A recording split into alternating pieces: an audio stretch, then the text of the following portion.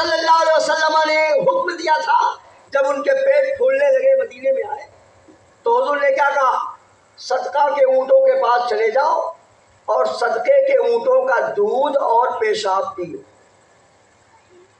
انہوں نے کیا، ٹھیک ہو گئے، مگر نفس کے وہ خبیث تھے اور ان لوگوں نے کیا کیا کہ حضور کے چرواہے کو قتل کر دیا اور اونٹ ہانک کر کے لے کے بھاگے۔ حضور صلی اللہ علیہ وسلم نے آدمی بھیجے، پکڑ کے وہ لوگ لائے، اس کے عوض میں ان کو قتل کیا گیا، وہ ایک الگ مسئلہ۔ مگر حضور نے کیا کہا؟ اونٹ کے دودھ اور پیشاب پیو۔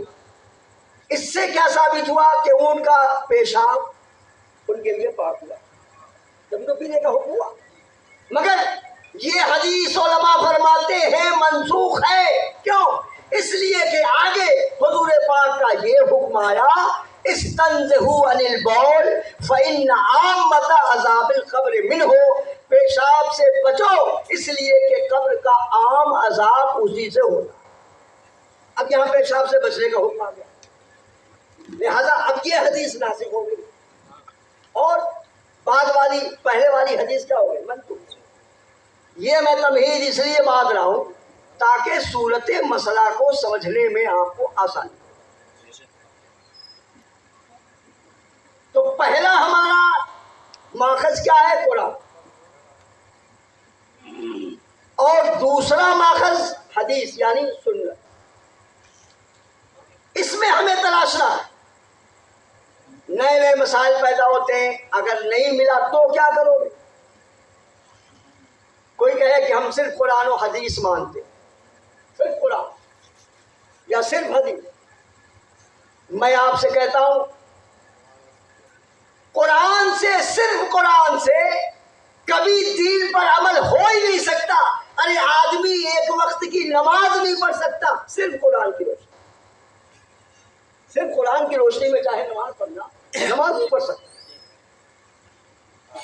احادیث کی روشنی کی بات کریں تو قرآن کی کوئی آیت، اس کی تفسیر حدیث میں آگے، اور پھر ایک حدیث کی تفسیر دوسری حدیث بنتی ہے، تب جا کے معاملہ بنتا ہے۔ اب اس سلسلے میں نبی پاک صلی اللہ علیہ وسلم نے حضرت معاذ کو جب یمن کا گورنر بنا کے بھیجا تو آقا صلی اللہ علیہ وسلم نے ان سے پوچھا کہ تم ایک ایسی قوم کے پاس جا رہے ہو جو کتاب والے ہیں، کیسے فیصلہ کرو گے؟ کیسے فیصلہ کرو گے؟ تو انہوں نے کہا کہ یا رسول اللہ کوئی مسئلہ آئے گا تو میں کتاب اللہ میں ڈھونڈوں گا۔ حضور نے فرمایا اگر کتاب اللہ میں نہ ملے تو تم نہ پاؤ، یہ نہیں کہ نہ ملے۔ یاد رکھیے گا جمیع العلم فی القرآن لیکن تقاصر عنہ افہام الرجال، قرآن میں سارے علوم ہیں مگر لوگوں کی عقلیں اس سے قاصر ہے۔ قرآن میں سب فرمایا نہ پاؤ تو کہا میں آپ کی سنت میں تلاشوں، فرمایا اگر میری سنت میں بھی نہ ملے تب کیا کرو گے؟ تب سنیے کیا فرمایا حضرت معاذ نے، اجتہدوا برائی، میں اپنی رائے سے اجتہاد کروں گا، اپنی رائے سے کوشش کروں گا، اور اس کی روشنی میں قرآن و حدیث سے اس کی روشنی میں میں مسئلے کا حکم نکالوں گا۔ تو آقا صلی اللہ علیہ وسلم نے کیا فرمایا؟ الحمدللہ الذی وفق رسولہ بالحق، اللہ کا شکر ہے کہ اس نے اپنے رسول کے قاصد کو حق کی توفیق عطا فرمائی۔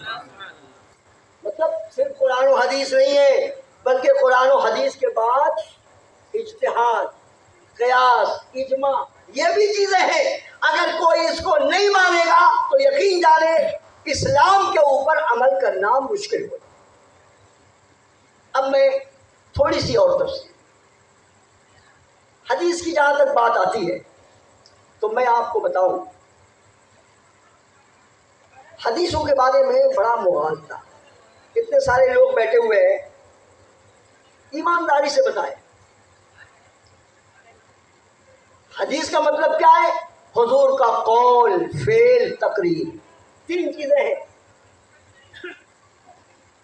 حضور نے کچھ زبان سے فرمایا، یا حضور نے کچھ کیا، یا حضور کے سامنے کچھ کیا گیا اور حضور پاک نے خاموشی اختیار کی، تو یہ بھی کیا ہے؟ حضور کی طرف سے گویا اس کی تصدیق ہے، اس کو تقریر بولتے. تینوں کو حدیث بولتے ہیں، تینوں کا نام ہے حدیث. اب اس سلسلے میں ہم ایمان والوں کے لیے سب سے بڑی بات یہ ہے کہ جو اللہ کے رسول سے ثابت ہے، حدیث ہے، وہ ہمارے سر آنکھوں پر ہم یہ نہیں دیکھتے کہ کس کتاب سے، کس راوی سے، بلکہ ہمارے لیے تو اس کا حدیث ہونا کافی ہے. نہیں سمجھا؟ ہمارے لیے یہ کافی ہے کہ وہ اللہ کے رسول کی حدیث ہے. بس یہ ہے کہ حدیث کا ثبوت ہونا چاہیے. اب اس سلسلے میں آدمی اگر یہ مغالطہ دے کہ فلاں کتاب سے دکھاؤ، فلاں کتاب سے لائیے، یہ بہت بڑا دھوکہ ہے اور محدثین پر بہت بڑا اعتراض ہے. اس لیے کہ جن کتابوں کے بارے میں آج دنیا بولتی ہے وہ کتابیں 2 صدی کے بعد وجود میں آئی ہیں، اور حدیث کا وجود نبی پاک کے زمانے سے ہے، صحابہ کرام اور تابعین سے ہے. حدیث کا وجود بعد میں نہیں، پہلے سے حدیث کا. اب اس سلسلے میں خاص پوائنٹ اپنے دماغ میں نوٹ کر کے رکھیے گا. کیا حدیث کے 10 متون ہیں. سب سے پہلے جو حدیث دنیا کے سامنے آئی اس میں مثال کے طور پر مسند ابن خزیمہ، مسند ابن عباس، مسند امام اعظم، اس طریقے سے 10 حدیث کے متن ہیں جو سب سے پہلے وجود میں آئے، اور بعد میں جتنی کتابیں لکھی گئی ہیں وہ سب انہی متون سے لکھی گئی. یہ خاص پوائنٹ نوٹ کر کے رکھیے گا. متون حدیث ان کو بولتے ہیں. 10 خاص حدیث کی کتابیں ہیں جو صحاح ستہ سے پہلے لکھی گئی. صحاح ستہ سے مراد بخاری شریف، مسلم شریف، ترمذی شریف، ابو داؤد شریف، ابن ماجہ اور نسائی. اس کو بولتے ہیں صحاح ستہ. حدیث کی 6 صحیح کتاب. بس سمجھ. اس کا مطلب یہ نہیں ہوا کہ ساری حدیث کی کتابیں یا ساری صحیح حدیثیں انہی کتابوں میں ہیں اور بقیہ کتابوں میں صحیح حدیثیں نہیں. ہرگز کوئی یہ نہ سوچے، ورنہ یہ یاد رکھیے گا کہ اس سے بہت بڑا مغالطہ پیدا ہو. ظاہر بات ہے حدیث کا وجود تو نبی پاک کے زمانے سے، حضور نے تو فرما دیا تو حدیث ہو گئی. امام بخاری، امام مسلم، یہ حضرات کب آئے؟ امام بخاری تو امام اعظم رضی اللہ تعالیٰ عنہ کی وفات کے بعد، غالباً 56 برس کے بعد حضرت امام بخاری کی پیدائش. امام مسلم اور دیگر ائمہ حدیث کے یہ سب بات کے لوگ ہیں. اب اگر آپ یہ کہتے ہیں کہ ہمیں اس کتاب سے دکھاؤ، اس کا مطلب یہ ہوا کہ انہوں نے جن کتابوں سے حدیثیں لی ہیں آپ ان ساری کتابوں کو بالکل غلط مانتے. یہ مطلب 10 متون حدیث غلط ہو گئے. اس کے علاوہ حدیثوں کا معاملہ یہ تھا، ایمان والوں آپ اچھی طرح ذہن نشین کر لیں، کتابیں تو بعد میں ترتیب کی گئی ہیں. اصل معاملہ حدیثوں کا محدثین اور راویوں کے ذہن میں یادداشت، اتنی زبردست یادداشت کہ ان لوگوں نے حدیثوں کو اپنے ذہن میں محفوظ رکھا. حدیثوں کا دورہ ہوتا رہتا تھا، ایک دوسرے کو سناتے رہتے تھے، اور اس طریقے سے حدیثیں محفوظ رہی اور بعد میں کتابی شکل میں آئی. کتابی شکل میں آنے میں تو سمانا لگا. اس سلسلے میں جو لوگ حدیثوں کے بارے میں جانتے ہیں انہیں اچھی طرح معلوم ہے کہ حدیثوں کے بڑے بڑے امام آئے، سارے ائمہ حدیث کی کتابیں نہیں ہیں، مگر انہوں نے کتابوں کو اپنے ذہن و دماغ میں محفوظ رکھا تھا اور جب چاہتے تھے سند کے ساتھ ان حدیثوں کو سنا۔ اس لیے حدیث کا ذخیرہ بخاری، مسلم، ترمذی سے پہلے بھی تھا۔ مثلا امام بخاری کے کچھ استاد ہیں کہ نہیں؟ کیوں نہیں؟ اب اپنا قریب آئیے، وہ دقت آ جائیے، تھوڑا سا اور قریب۔ میرا خیال ہے آپ آؤ گے اپنی موضوع پر انشاءاللہ، گھبرائیے مت۔ میں موسم کی ناسازگاری وغیرہ کی بات، گرمی کی بات مت سوچیے گا، یہ یاد رکھیے کہ گرمی ہے، تپ ہے، دھوپ ہے، کلفت سفر کی ہے، نادان یہ تو دیکھ عزیمت کدھر۔ آپ جس نیک مقصد کے تحت آئے ہیں اس کو سمجھیے اور اپنے وقت کو صحیح ڈھنگ سے استعمال۔ تو میں یہ کر رہا تھا، امام بخاری نے یا امام مسلم نے یا امام ابو داؤد نے، امام ترمذی نے، آخر یہ لوگ حضور کے زمانے میں، صحابہ کے زمانے میں تو تھے کہ جتنے ائمہ حدیث ہیں، کوئی حضور کے زمانے میں یا صحابہ کے زمانے میں تھا؟ کوئی نہیں۔ انہوں نے کسی سے حدیث لی، اور جب انہوں نے کسی سے حدیث لی ہے تو ظاہر بات ہے ان کو صحیح ماننا پڑے گا۔ اگر وہ صحیح نہیں تھے تو پھر ان کی لی ہوئی حدیثیں کیسے صحیح ہوں گی؟ بات سمجھ میں آ رہی؟ ان کے کچھ شیوخ تھے، کچھ اساتذہ تھے، اور میں آپ کو بتاؤں امام بخاری کے شیوخ میں امام اعظم کے شاگردوں کی بہت بڑی تعداد ہے۔ ایک خاص چیز میں بتا دوں، آج کل لوگ بہت ادھر ادھر کرتے ہیں، صرف بخاری بخاری نام ڈالتے ہیں، ورنہ میں آپ کو بتاؤں امام بخاری کی 13 حدیثیں ہیں جن پر امام بخاری کو بہت ناز ہے۔ 13 حدیثیں جن کو بولتے ہیں ثلاثیات بخاری، مطلب امام بخاری اور نبی پاک کے درمیان صرف 3 واسطہ۔ امام بخاری اور نبی پاک کے درمیان صرف 3 واسطہ، بقیہ حدیثوں میں کسی میں 4 ہے، کسی میں 5 واسطہ ہے۔ آپ کو میں بتاؤں جو 13 حدیثیں امام بخاری کے لیے سرمایہ افتخار ہیں، اس میں سے زیادہ تر حدیثیں امام اعظم کے شاگرد حضرت مکی بن ابراہیم سے مروی ہے، اور وہی امام بخاری کی سب سے اہم حدیث ہے۔ ثلاثیات بخاری اس کو بولتے ہیں۔ امام بخاری کے استاد حضرت ابو بکر ابن شیبہ، اور ان کے علاوہ بہت سے شیوخ ہیں ان کے۔ آخر انہوں نے ان سے حدیثیں لی ہے اور ان حدیثوں سے اپنی کتابیں جمع کی۔ ایک بات اور، امام بخاری کو کتنی حدیثیں یاد تھیں آپ کو معلوم؟ کہا گیا کہ امام بخاری کو 2 لاکھ صحیح حدیثیں یاد، کہیں آیا کہ 1 لاکھ کچھ صحیح حدیثیں یاد، اور صحیح غیر صحیح ملا کے تو تعداد بہت بڑی ہو جاتی۔ 1 ہی لاکھ مان لیتے ہیں، 2 لاکھ حدیثیں تھیں لیکن 1 لاکھ مان لو کہ امام بخاری کو 1 لاکھ صحیح حدیثیں یاد تھی زبانی۔ اور بخاری میں کتنی ہے؟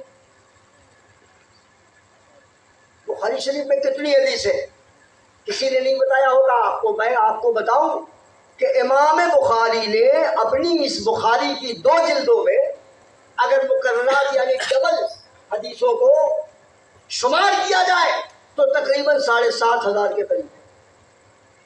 کتنی ہے؟ 7,500۔ اور مقررات کو نکال دیا جائے تو 4,500 کے قریب حدیثیں ملتی ہیں۔ اب مجھے بتاؤ اگر 4,500 یا 5,000 ہی مان لیتے ہیں تو بقیہ 95,000 صحیح حدیثیں کیا؟ آپ اگر یہ بولتے ہیں صحیح حدیث بخاری سے دکھاؤ، مسلم سے دکھاؤ، تو سوال اس بات کا ہے کہ کیا ساری صحیح حدیثیں صرف بخاری میں؟ اور امام بخاری کو تو 95,000 یا 1,95,000 جو صحیح حدیثیں اور یاد تھی وہ کہاں گئی؟ ان کے بارے میں آپ کیا کہیں؟ کیا وہ صحیح حدیثیں نہیں ہیں؟ پھر بخاری شریف سے پہلے بہت سی کتابیں لکھی گئی اور وہ بھی ان کے شیوخ، ان کے اساتذہ کی کتابیں ہیں جن سے امام بخاری نے حدیثیں لی ہیں۔ مجھے بتاؤ ان کے بارے میں تمہارا کیا؟ اگر صحیح حدیثیں صرف بخاری کی مانتے ہیں اس کا مطلب یہ ہوا کہ آپ بقیہ صحیح حدیثوں کو مانتے ہی نہیں، ایک بھی حدیث کا انکار، یہ بہت بڑی گمراہی ہے۔ کیسے آپ انکار کر سکتے ہیں حدیث؟ اس لیے اس بات کو ذہن میں رکھیے گا میرے بھائیوں، یہ بہت بڑا دھوکہ دیا جاتا ہے، بہت بڑا دھوکہ ہے۔ وہ یہ ظاہر کرتے ہیں کہ بخاری، بس بخاری۔ ہم الحمدللہ نبی پاک کی ہر بات پر ایمان لانے والے، ہم یہ اعلان کرتے کہ جو حدیث ثابت ہو گئی کہ یہ حدیث پاک ہے، چاہے کسی محدث سے ملے، وہ حدیث ہمارے سر اور آنکھوں پر ہے اور ہم اس حدیث کا احترام کرتے ہیں۔ صحیح حدیث کہیں سے نہیں ملے، ہم تو اتنا جانتے ہیں، اس کے علاوہ ہم کچھ نہیں۔ اور اس کے بعد اتنی بات اگر آپ سمجھ گئے تو اب اس کے بعد میں آپ سے یہ عرض کرنا چاہوں گا کہ دین ہمیں جن صحابہ کرام سے ملا، صحابہ دین کی بنیاد ہے، انہی سے ہمیں حدیثیں ملی، دین کے احکام ملے، نبی پاک سے انہوں نے براہ راست دین لیا اور بعد والوں تک دین پہنچایا۔ یہ کس کی جماعت ہے؟ صحابہ کی۔ اگر کوئی صحابہ پر انگلی اٹھاتا ہے تو وہ دین کی بنیاد کو ڈھا دیتا ہے۔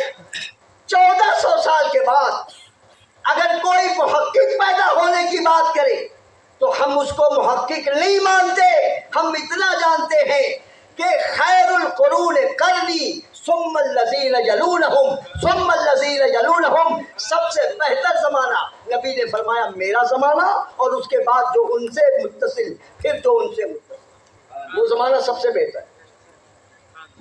آپ مجھے بتاؤ، کربلا ہی کا واقعہ آپ لے لو، ابھی صاحب نے اشارہ کیا، یہی پہ بات آ گئی ہے تو میں اس کو صاف کروں، توجہ ہے نا آپ کی؟ گھبرائیے گا مت، تھوڑی سی گرمی ہے تو میں سمجھتا ہوں کہ آپ سے زیادہ مجھے گرمی ہو رہی ہے، اس لیے تھوڑا سا برداشت کیجیے۔ اب دین کے نام پر کچھ برداشت کرنا، اس میں بھی میں سمجھتا ہوں اجر و ثواب۔ میں یہ عرض کر رہا تھا، صحابہ کرام ہی دین کی بنیاد ہیں۔ اللہ تعالیٰ نے ان کے بارے میں کہا رضی اللہ عنہم ورضوا عنہ، اللہ ان سے راضی اور وہ اللہ سے راضی۔ اتنی بڑی صنعت رب تعالیٰ نے عطا فرمائی۔ ہمارا یہ عقیدہ ہے اگر فطرت بشری کی بنیاد پر ان سے تسامح یا کوئی غلطی ہوئی تو اللہ تعالیٰ انہیں توبے کی توفیق عطا فرماتا ہے، اور اللہ نے ان کے سینوں کو ایک دوسرے کی دشمنی سے پاک فرما دیا۔ صحابہ کا بہت بڑا مقام ہے۔ آپ کو معلوم ہونا چاہیے کہ کربلا کا واقعہ جو پیش آیا، کوفے سے قریب معاملہ تھا کربلا، اور امام اعظم رحمت اللہ علیہ یہ کوفے میں تھے۔ مولا علی کے زمانے میں ان کے والد تشریف لائے، ان کے دادا آئے، اور جب امام اعظم پیدا ہوئے تو ان کے والد مولا علی کی بارگاہ میں لے گئے تھے، اور حضرت مولا علی نے امام اعظم کے لیے دعا فرمائی۔ تو امام اعظم کہاں گئے تھے؟ آپ مجھے بتاؤ ایمانداری سے کہ کربلا کے واقعے کی تحقیق یا اس معاملے کی تحقیق امام اعظم جتنی بہتر انداز میں کر سکتے تھے، کیا آج 1400 سال کے بعد کوئی تحقیق کر پائے گا؟ کون تحقیق کرے گا؟ امام کا زمانہ تو بالکل ملا ہوا، تو امام پاک کا زمانہ آپ ایسے سمجھ لو کہ امام اعظم رحمۃ اللہ علیہ تابعی ہیں اور 10 صحابہ سے ان کی ملاقات ثابت ہے۔ کتنے سے؟ 10 صحابہ، اور بعض لوگوں نے کہا 17 صحابہ سے ملاقات، 10 سے تو روایتیں موجود۔ امام اعظم اہل بیت کے بہت بڑے محب تھے، اور انہوں نے جو تحقیق کی اور جتنا ان کو موقع میسر تھا اور وہ جتنے بڑے محقق تھے ان سے بڑھ کے کوئی تحقیق نہیں کر سکتا تھا۔ امام اعظم نے جو فرمایا ہے وہ کیا فرمایا؟ نَتَوَلَّاهُمْ جَمِيعًا وَلَا نَذْكُرُهُمْ إِلَّا بِخَيْرٍ، ہم ان سب کا ذکر بھلائی کے ساتھ کریں گے، اور ہم ان سب سے محبت کرتے ہیں اور ان کا ذکر ہم بھلائی کے ساتھ کریں۔ ہمارا اہل سنت کا مذہب یہ ہے، اگر کوئی اپنے کو سنی کہے اور صحابہ کے بارے میں اپنی زبان کھولے، وہ صحابہ جنہوں نے نبی پاک کی بارگاہ سے تربیت، ان کے بارے میں زبان کھولے۔ یاد رکھنا، اگر فطرت بشری کی بنیاد پر کوئی غلطی تسامح ہوا تو اللہ نے اسے معاف کر دیا۔ اللہ تعالیٰ صحابہ کو یا اپنے محبوبوں کو ان باتوں کے اوپر قائم نہیں رکھتا۔ ایک حدیث میں سنا دوں تاکہ آپ کو اس بات کا اندازہ ہو۔ یہ واقعہ چونکہ چل رہا ہے، عثمان غنی رضی اللہ تعالیٰ، آپ جانتے ہیں یہ بنو امیہ میں سے، امیر معاویہ رضی اللہ تعالیٰ عنہ یہ بھی بنو امیہ میں سے۔ ہمارا عقیدہ ہے کہ ہم امیر معاویہ کے بارے میں کوئی زبان نہیں کھول سکتے۔ بڑے بڑے صحابہ، بڑے بڑے صحابہ، یعنی جو عشرہ مبشرہ، یعنی جن کو دنیائی میں نبی پاک نے جنت کی بشارت دی ہے، ان میں سے بھی بات حضرت امیر معاویہ کے ساتھ۔ کیا کہیں گے اس کے بارے میں؟ اس بات کو آپ ذہن میں خاص طور پہ محفوظ کر لیں جو میں کہنے جا رہا ہوں۔ دیکھو، اس زمانے میں حضرت عثمان غنی جب شہید ہوئے تو پہلے میں ان کے بارے میں جو بات کہنا چاہ رہا تھا تاکہ آپ کا ذہن بن جائے۔ عبداللہ ابن عمر، آپ جانتے ہیں کہ کچھ لوگ حضرت عثمان غنی کو بھی برا بھلا کہتے ہیں۔ عبداللہ ابن عمر حج کے موقع پر صحن کعبہ میں تھے، ایک مصری آیا۔ یہ حدیث عبداللہ ابن موہب سے بخاری میں موجود ہے۔ آیا، حضرت عبداللہ ابن عمر قریش والوں کے محفل میں بیٹھے ہوئے، آنے کے بعد پوچھتا ہے منی شیخ، کون شیخ ہے؟ تو کسی نے کہا یہ عبداللہ ابن عمر ہے، شیخ قریش۔ اچھا، تو آیا وہ کہنے لگا اے عبداللہ ابن عمر، میں آپ سے کچھ پوچھنا چاہوں۔ کہا پوچھو۔ بخاری کے اندر یہ حدیث موجود ہے۔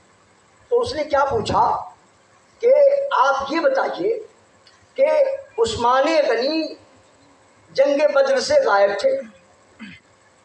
تو عبداللہ ابن عمر نے کہا کہ ہاں، وہ جنگ بدر میں شریک نہیں۔ اچھا، اس کے بعد پوچھا کہ عثمان غنی بیعت رضوان میں بھی شامل ہے؟ کہا کہ ہاں، بیعت رضوان میں شامل ہے۔ ایک بات اور کوئی پوچھی اس نے، اب جب جواب مل گیا تو اس نے کہا اللہ اکبر، خوشی کے مارے بولا اللہ اکبر۔ تو عبداللہ ابن عمر نے کہا سن، تم نے سوال کیا ہے تو اس کا جواب لیتا جا۔ جنگ بدر میں شرکت نہ کرنے کی وجہ یہ تھی کہ حضور کی صاحبزادی جو ان کے نکاح میں تھی وہ بیمار، اور حضور نے عیادت کے لیے عثمان غنی کو مدینہ چھوڑ دیا تھا، اور حضور کی اجازت سے وہ مدینے میں تھے، اور مال غنیمت میں، بدر کے مال غنیمت میں حضور نے حضرت عثمان غنی کا بھی حصہ مقرر کیا۔ اس کے بعد دوسرے سوال کا جواب دیا، جنگ کے بعد وہ بیعت رضوان میں اس لیے نہیں تھے کہ گفتگو کے لیے قریش سے عثمان غنی کو حضور پاک نے مکہ بھیجا تھا، اور ان سے بہتر کوئی بات کرنے والا نہیں تھا، اور جب بیعت رضوان ہوئی تو حضور پاک نے اپنا ہاتھ ایک ہاتھ پر مارا اور کہا اللہم ھذہ لعثمان، اے اللہ یہ ہاتھ عثمان کا۔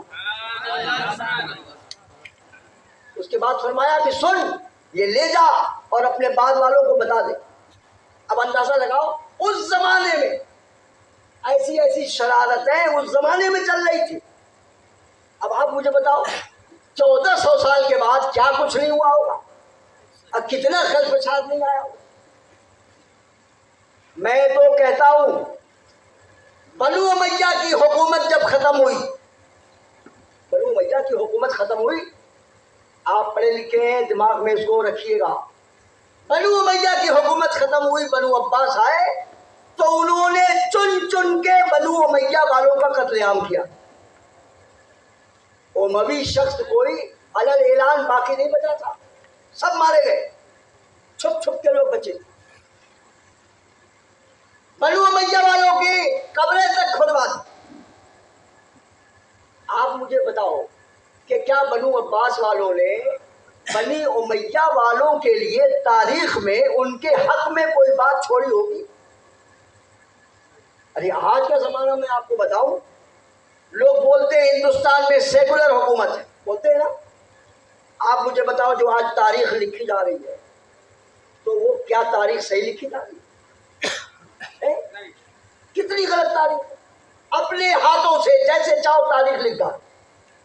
یہ آج کا جمہوری ہندوستان ہے، وہ زمانہ تو شاہی معاملہ تھا، اور وہ اپنے مورخوں سے جو چاہتے تھے لکھواتے تھے اور جیسے چاہتے تھے برتاؤ کرتے تھے۔ تو کیا انہوں نے بنو امیہ والوں کے لیے کوئی اچھی بات چھوڑی ہوگی؟ ساری باتیں ختم کروا دی، ان کے خلاف غلط سے غلط باتیں بھر دی، اور اتنی بھر دی کہ کون صحیح ہے کون غلط ہے یہ امتیاز کرنا مشکل ہے۔ یہ تو محدثین فقہا ان کی جماعتیں تھیں، اور حدیثوں کے ذریعے، فقہا کی عبارتوں کے ذریعے، علماء کے ذریعے کچھ باتیں کتابوں میں رہ گئی، جس کی وجہ سے صحیح معنوں میں فیصلہ کرنا آسان ہے۔ اس لیے آپ سے میں بس اتنا کہوں گا کہ اگر کوئی کسی صحابی کے بارے میں برا کہتا تو میری طرف سے اس کو سنا دینا۔ آقا نے فرمایا جس نے میرے صحابہ سے محبت کی تو میری محبت کی وجہ سے ان سے محبت، اور جس نے ان سے بغض رکھا تو میرے دشمنی کی وجہ سے ان سے دشمنی، اور جو مجھ سے دشمنی کرے اللہ کی اس پر لعنت۔ سنا دینا ان کو، جو صحابہ سے دشمنی کرے گا اس پہ اللہ کی، فرشتوں کی لعنت ہے، اور وہ نبی پاک کی رحمت کا کبھی حقدار نہیں بن سکتا۔ آپ وہی عقیدہ رکھنا جو اہل سنت کا۔ ہم کسی کے بارے میں کچھ منہ نہیں کھول سکتے، اللہ نے انہیں عزت دی، ان کے درمیان جو اختلافات ہوئے وہ نفسانیت کی بنیاد پر نہیں تھے، بلکہ ہر ایک صحیح تعویل کی طرف ہے۔ مثلا یہ میرا موضوع ہی ہے، مگر بات آ گئی ہے تو میں 2 منٹ میں اس کو صاف کر دوں۔ سنیے، عثمان غنی رضی اللہ عنہ کی شہادت کے بعد معاملہ کچھ ایسا ہو گیا کہ حضرت عائشہ، حضرت طلحہ اور عبداللہ، حضرت زبیر اور دیگر صحابہ عثمان غنی کے خون کا بدلہ لینے کے لیے کھڑے ہوئے۔ امیر معاویہ بھی ساتھ ہو گئے، ان کا کہنا تھا کہ عثمان غنی ظلماً شہید ہوئے اور وہ امیر المومنین تھے، اس لیے ان کے خون کا قصاص واجب ہے۔ تو جنہوں نے اس بات کو حق سمجھا وہ ان لوگوں کے ساتھ ہو گئے، اور دوسری طرف خلیفہ برحق مولا علی تھے، خلافت ان کے لیے ثابت تھی، اور ان کی خلافت کی بنیاد خلفائے راشدین کے طرز پر تھی، اس لیے لوگوں نے حق سمجھتے ہوئے ان کا ساتھ دیا، تو وہ بھی اجر پر ہے، اور انہوں نے خون عثمان کی بنیاد پر ساتھ دیا، تو دونوں صحیح تعمیل کی طرف گئے، اور ہم ان کے بارے میں کوئی ایسی ویسی بات نہیں کرتے۔ اگر کوئی ایسی ویسی بات بولتا ہے تو آپ اپنے امکان بھر اس کو روکو، اور نہیں روک سکتے تو کم سے کم اس سے علیحدگی کرنا اور اس کا بائیکاٹ کرنا اور اس سے دوری بنانا، یہ اپنے ایمان کو بچانے کے لیے ضروری۔ ایسا نہیں کرتے تو ایمان کے جانے گا، اس لیے کہ جو صحابہ کو گالی دے، برا کہے گا، تو یقین جانو اس کا خاتمہ ایمان پر نہیں، اللہ اور رسول کی اس پر لعنت۔ اب آگے بڑھیں، درود شریف پڑھی، اللہم صلی علی سیدنا مولانا محمد و بارک وسلم۔ اب خصوصی توجہ میں چاہوں گا حضرات، اسلام کی جو تاریخ ہے فتنوں سے بھری ہوئی ہے، خاص توجہ ہوگا، شروع سے فتنے چل رہے، منافقین کا فتنہ تھا، اس کے بعد خارجیوں کا فتنہ۔ یہ خارجی بڑی لمبی لمبی چوڑی باتیں کرتے تھے، نماز روزے کے بہت بڑے پابند، مگر مسلمانوں کے اتنے بڑے دشمن کہ کتنے صحابہ انہیں مل گئے تو ان کا شکم تک چاک کر، اپنے علاوہ سات قوموں کو کافر سمجھتے۔ خوارج، ان کا معاملہ کیا تھا کہ بتوں کے بارے میں جو آیتیں اتری وہ اولیاء اللہ پہ چسپاں کرتے تھے، اور جو بتوں کے لیے حکم آیا وہ اولیاء اللہ پر لگا۔ عبداللہ ابن عمر رضی اللہ عنہ کہتے تھے کہ خوارج، یہ جو خارجی ہیں، انہوں نے، اللہ ان پر لعنت کرے، انہوں نے اللہ کی آیتوں کی طرف چل کے جو بتوں کے بارے میں آئی تھی وہ اللہ والوں پر چسپا کر، جسے بت شفاعت نہیں کریں گے تو اب ان کے بارے میں آیا تو اللہ والوں کے بارے میں کہ آج ایک جماعت ہے، آپ دیکھ رہے ہو، ان کا معاملہ یہ ہے کہ بس صرف اللہ، بس اور کچھ نہیں۔ یاد رکھنا، جو اللہ اور رسول کے درمیان تفریق کرے گا، یاد رکھنا وہ مسلمان نہیں ہو سکتا۔ تفریق کی بات سمجھ گئے؟ یعنی اللہ اور رسول کا معاملہ ایسا ہے کہ اگر اللہ کے لیے کوئی حکم ہے تو ساتھ ہی ساتھ وہ حکم رسول کے لیے بھی ثابت ہے۔ ایک ضمیر استعمال ہے، اللہ والوں کی بہت بڑی شان ہے، اور اللہ تبارک و تعالیٰ نے ان کے درجات کو بلند فرمایا، ان کی روحانی قوتیں ہیں، اور اللہ نے موت کے بعد ان کی روحوں کو بے پناہ تصرفات عطا فرمائے ہیں۔ یہ سب کتابوں میں موجود ہے، اور کل میں انشاءاللہ مولانا عرفان صاحب کے گھر پہ حاضر ہوں، اور آپ وہاں پہ تشریف لائیے گا، انشاءاللہ کچھ باتیں رہ گئی ہیں وہ وہاں پہ میں ذکر کروں گا انشاءاللہ۔ اب آئیے، آج کے دور میں صرف ایک مسئلے پر میں آج روشنی ڈالنے چاہتا ہوں، اس کا نام کیا ہے؟ مسئلہ رفع یدین۔ آپ کے لیے یہ لفظ تھوڑا نیا ہو، مگر میں اتنی وضاحت نہ کرتا، مگر ضروری ہے کہ شریعت کا جو حکم ہے وہ بیان کریں۔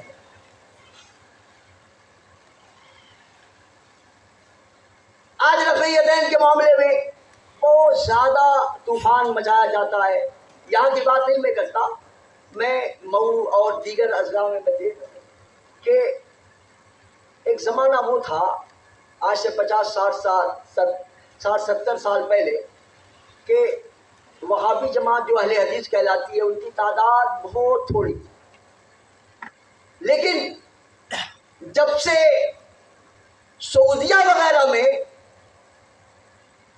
سعودی حکومت قائم ہوئی، اور آپ جانتے ہیں کہ یہ سعودی حکومت دو حصوں میں قائم ہوئی، سیاسی معاملہ آل سعود کے ہاتھ میں، اور جو مذہبی معاملہ تھا وہ بن باز کے معاملے، عبداللہ بن باز جو مفتی ہے، یعنی محمد بن عبد الوہاب نجدی کے خاندان، مذہبی معاملہ ان کے ہاتھ میں۔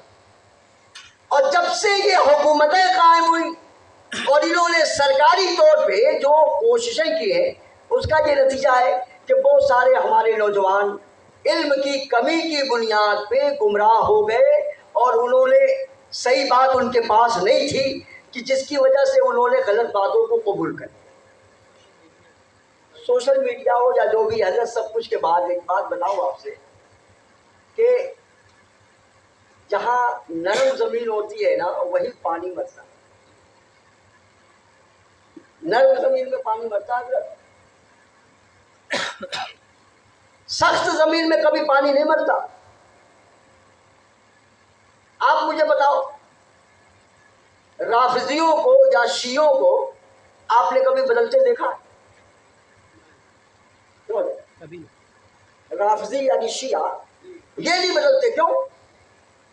اس لیے کہ ان کے گھروں میں مسلک کے بارے میں ان کی تعلیم بچپن سے اتنی ٹھوس ہوتی ہے کہ وہ کسی دوسری چیز کو قبول کرنے کے لیے تیار ہی نہیں، ان کے دماغ میں ان کا مسلک بالکل بھر دیا ہے۔ میں اور موٹی بات بتاتا ہوں، ہمارے سنیوں میں ایک جماعت ہے جو حشمتی، جس کو حضرت مولانا حشمت علی صاحب کے ماننے والی جماعت، جس کو سنیت میں اتنے پختہ اور اتنے ٹھوس کہ کسی بد مذہب کو سٹنے ہی نہیں دیتے، کبھی نہیں۔ اگر یہاں تک میں نے کانپور میں ایک صاحب کے بارے میں سنا کہ کوئی بد مذہب جو بندی آیا، السلام علیکم، تو شکل صورت سے وہ کچھ لگ رہا تھا، تو حشمتی تھے وہ، انہوں نے پوچھا کہ سنی ہو؟ کہا ہاں میں سنی ہوں۔ جو بندیوں کو کافر مانتے ہو؟ کہا کہ ہاں۔ کہا حسام الحرمین کی تصدیق کرتے ہو؟ کہا بھائی میں تصدیق کرتا ہوں حسام الحرمین کی۔ تب کہا وعلیکم السلام اور کریم۔ میں پوچھتا ہوں کہ جو آدمی اتنا ٹھوس ہوگا وہ کسی بد مذہب کو سٹنے دے گا؟ اور جب سٹنے کی نوبت نہیں آئے گی تو پھر وہ اپنی بات اس کے دماغ میں ڈالے گا کیسے؟ یہ ہماری اگر کمزوری نہ ہوتی، امام ابن سیرین نے کہا تھا علموا اولادکم حب نبیکم صلی اللہ علیہ وسلم، اپنے بچوں کو نبی پاک کی محبت سکھاؤ۔ انہوں نے کہا تھا اپنے بچوں کو نبی کی محبت سکھاؤ، ان کے دل میں نبی کی محبت ڈالو، بچپن سے ان کو ایسا شہدائی بنا کے رکھو کہ وہ دوری سے ان سے کنارے ہو، کبھی ان کی بات سننے کے لیے تیار ہی نہ، تب معاملہ بنے۔ یہاں معاملہ کیا ہے؟ اگر میرا بیٹا ہے اور جان رہے کہ وہ غلط راستے میں جا رہا ہے، لیکن ایک باپ مذہبی بنیادوں پہ کبھی اس کے اوپر بریک لگانے کے لیے تیار نہیں، اور اس کو یہ کہنے کے لیے تیار نہیں کہ تم یہ کیا کرتے، کیوں نہیں بولتے؟ اور میں یہ کہتا ہوں یہ سارے لوگوں کی ذمہ داری، سب کی ذمہ داری یاد رکھنا۔ یا آپ یہ مت سمجھنا کہ یہ یوں ہی ہو رہا ہے، ہر زمانے میں باطل قوتیں ایسے لوگوں کو پیدا کرتی رہتی ہے جو مسلمانوں میں انتشار پیدا کرے، لوگوں میں تھوڑا سا تفرقہ پیدا کر دے تاکہ مسلمان آپس میں الجھے۔ میں کہہ رہا ہوں کون سا ایسا مسئلہ ہے آج جو ایک مسئلہ ہے، مثلا ایک مسئلہ میں آج ذکر کرتا ہوں، رفع یدین۔ آپ مجھے بتاؤ کہ کیا رفع یدین کرنا یا نہ کرنا یہ فرض ہے کہ واجب ہے؟ نہ فرض ہے نہ واجب ہے، ایک استحبابی معاملہ ہے۔ ائمہ احناف کا کہنا یہ ہے کہ رفع یدین نہ کرنا یہ افضل ہے، اور اگر کسی نے کسی امام کی تقلید میں حدیث کی روشنی کی بنیاد پہ اگر رفع یدین کیا تو ایسی صورت میں اس کے بارے میں کوئی سخت حکم بھی نہیں لگتا. وہ اپنے امام کی تقلید میں اگر ایسا کرتا ہے تو ٹھیک، ظاہر بات ہے امام شافعی اس کے قائل ہے، تو اگر ان کی تقلید میں ایسا کرے تو.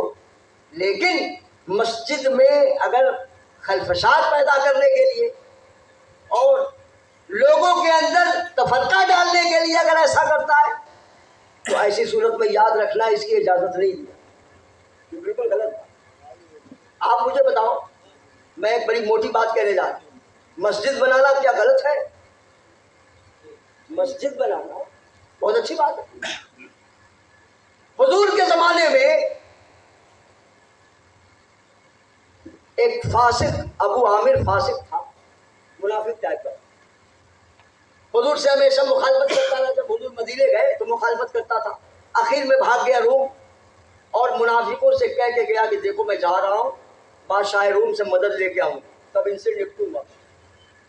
تم لوگ ایسا کرو کہ کنارے ایک مسجد بنا لو تاکہ ہمارے لیے ایک اڈا بن جائے اور ہمارے لیے سہولت ہو. منافقوں نے مسجد بنا دی کنارے. جنگ تبوک میں حضور جا رہے تو وہ لوگ آئے، کہنے لگے حضور اپنے کمزوروں کے لیے، بوڑھوں کے لیے ایک مسجد بنائی ہے، حضور آپ چل کے 2 رکعت نماز پڑھ دیں تو ذرا سا برکت کی بات ہو جائے گی، ہمارے لیے سند ہو جائے گی. تو حضور کو پہلے ہی وحی کے ذریعے بتا دیا گیا. حضور نے کہا ابھی تو میں جنگ میں جا رہا ہوں، واپس آؤں گا اس کے بعد. حضور چل کے تبوک میں چلے، واپس آئے پھر یہ لوگ پہنچ گئے. کہا حضور چلے 2 رکعت پڑھ دی. قرآن کی آیت اتری، یہ حفاظ بیٹھے ہیں، پوچھے گا.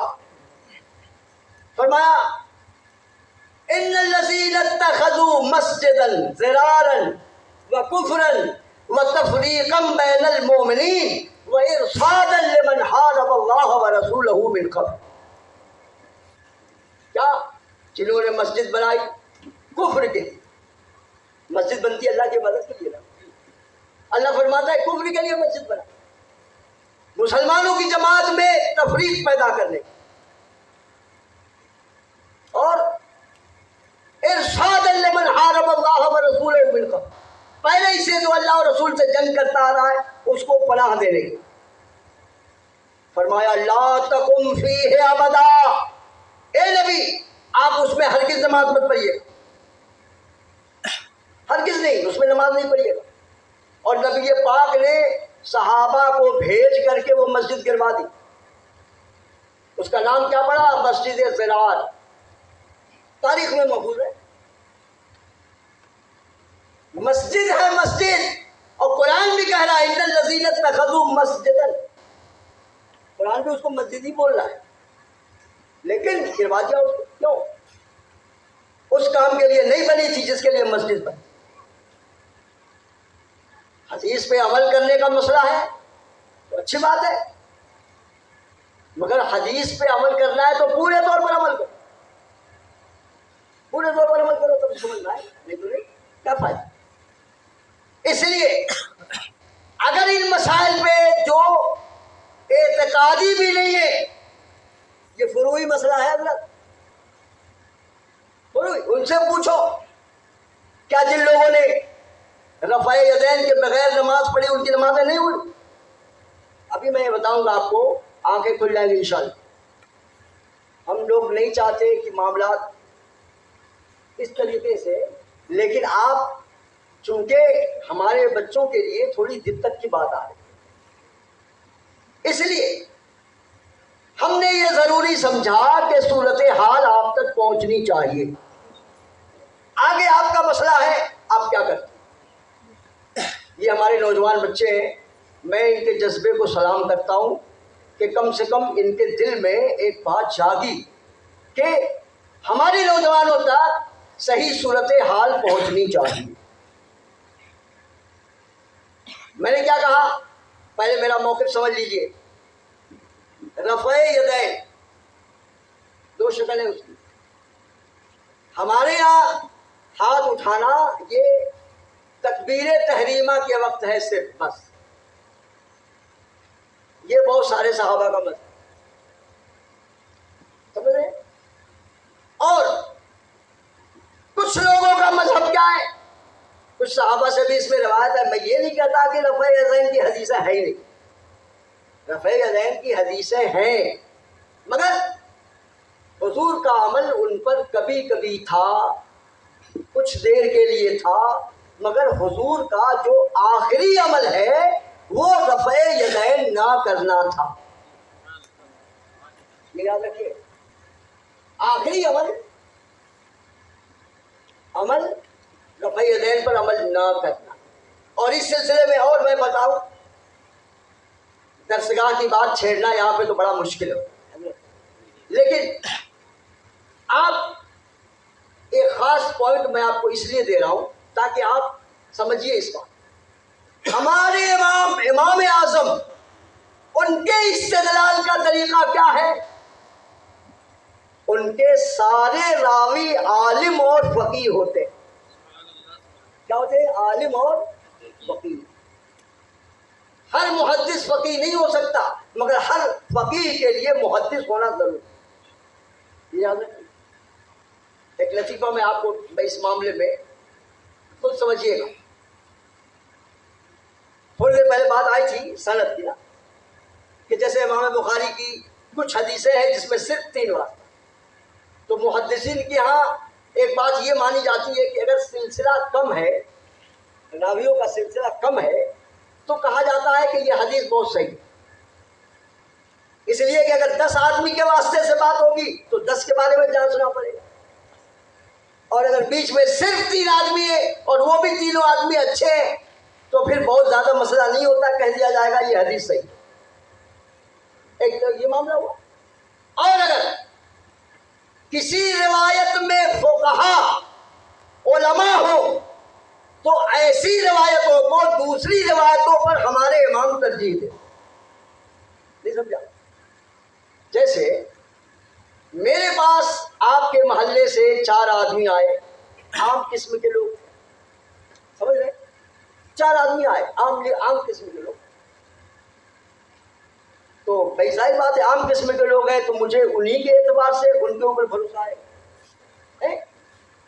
اس کے بعد ایک معاملہ آیا اور اس کی خبر مجھ کو مولانا عرفان صاحب نے دی، انہوں نے کہا کہ مجھ سے مولانا عبد الغفار صاحب نے بتایا، انہوں نے کہا مجھ سے مولانا دلشاد صاحب نے کہا۔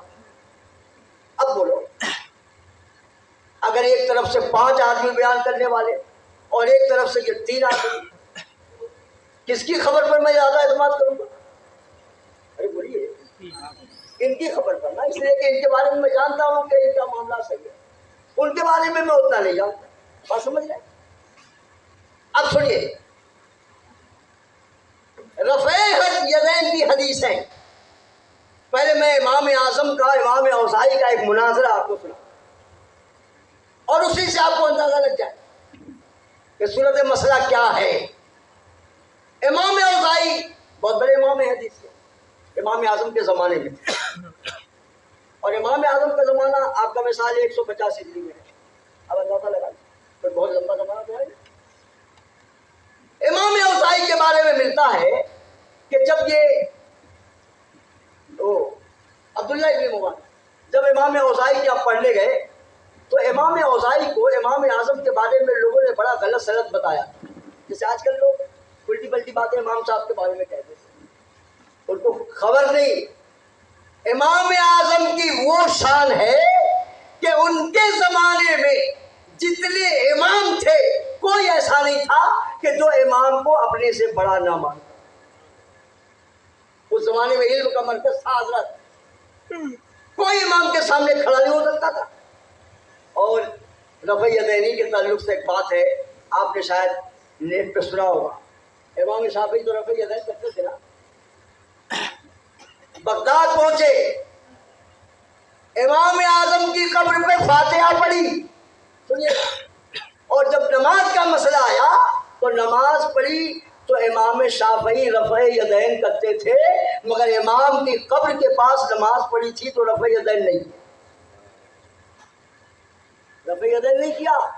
شاگردوں نے کہا حضرت آپ تو رفع یدین کرتے تھے, آج آپ نے رفع یدین نہیں کیا. تو کہا سنو, اتنے بڑے امام کے پاس میں اپنی تحقیق پر عمل کرنا مناسب نہیں سمجھتا. امام شافعی نے ہمارا رفع یدین نہیں کیا.